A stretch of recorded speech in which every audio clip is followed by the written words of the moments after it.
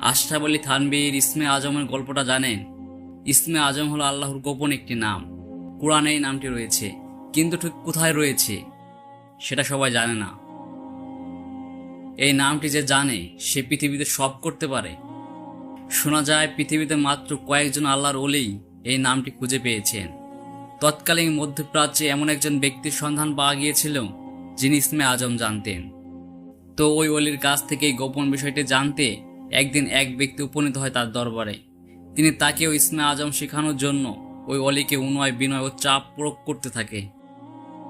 সেই বুজুর্গ তাকে বোঝাতে চেষ্টা করেন যে সে ইসমে আজমের যোগ্য নয়, কিন্তু বোঝাতে ব্যর্থ হয়ে এক সময় বলেন, তোমাকে জঙ্গলে একটা কাজে পাঠাবো, তুমি যদি কাজটি সম্পূর্ণ করে আমাকে ঠিক জবাব দিতে পারো তবেই তোমাকে শেখাবো।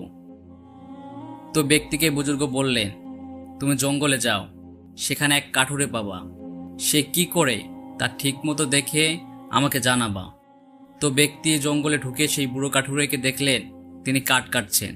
প্রচণ্ড গরমে সারাদিন কাঠ কাটার পর যখন কাঠ বেঁধে বাড়ি ফেরার জন্য তৈরি হচ্ছেন, তখন দেখলেন কয়েকজন লোক এসে তার কাঠ ছিনতাই করলো আর যাওয়ার সময় বুড়োকে প্রচণ্ড মারধর করলো। এটা দেখে সে দৌড়ে ফিরে এসে ইসমে আজম জানা বুজুর্গকে ঘটনা অভিহিত করলেন। সব ঘটনা শুনে বুজুর্গ তাকে প্রশ্ন করলেন, ইসমে আজম জানলে তুমি কি করতে? ওই লোক তখন বলল, আমি ইসমে আজম জানলে ওই লোকদের ধ্বংস করে দিতাম, এমন লানত দিতাম যাতে তারা সাথে সাথে আগুনে জ্বলে ছাই হয়ে যায়। তখন সেই বুজুর্গ তাকে জিজ্ঞেস করলো, তুমি কি জানো সেই বুড়ো লোকটি কে? সে আল্লাহর সবচেয়ে বড় ওলিদের একজন, যার কাছ থেকে আমি ইসমে আজম শিখেছি।